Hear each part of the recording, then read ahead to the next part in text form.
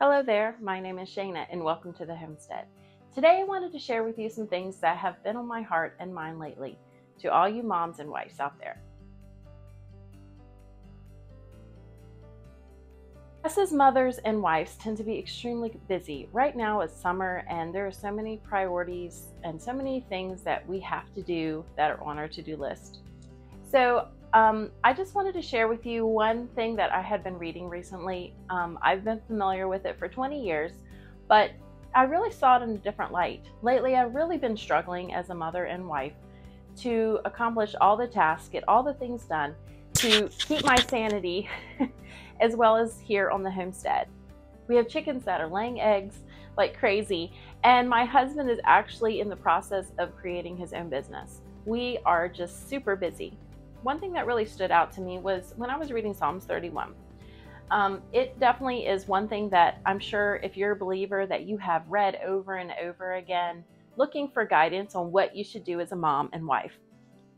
But as I was reading it, I realized that up top it said that the king, his name's Limel, I guess you would say it, he observed his mother, and this is why he wrote it.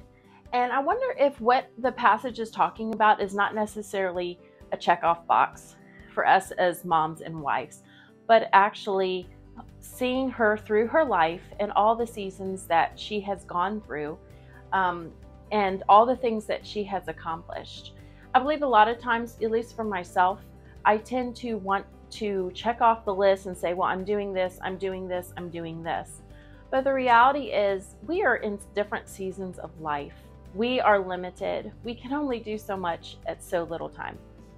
Like, for example, one of the verses that stood out to me was that she gets up while it is still night. She provides food for her family. Well, maybe you're in a season where you have young children and you're getting up in the middle of the night, or maybe you have sick children, ones that might have really hard diseases or just challenges with sleeping at night.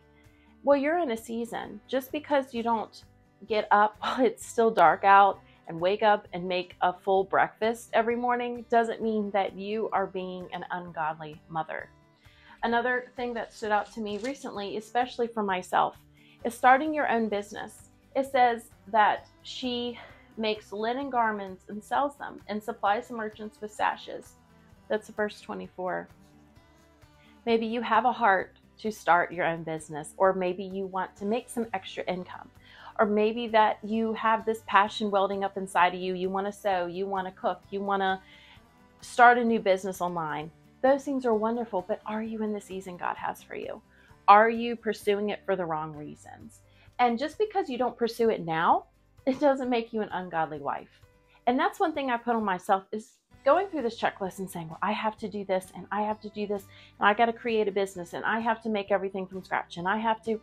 The reality is we are in different seasons of life. And right now I am in a hard season and I have really had to let things go. And I have had to say no to a lot of awesome opportunities in my life. But that does not mean that those won't come up again. And it does not mean that things will not happen. If you have a heart for your business, maybe it's just not the right season. Maybe your children are young. Maybe you have a newborn. But as your children get older, especially, I have found that things do get a little more easier. They're able to entertain themselves a bit more, and you're able to have a little more space for yourself.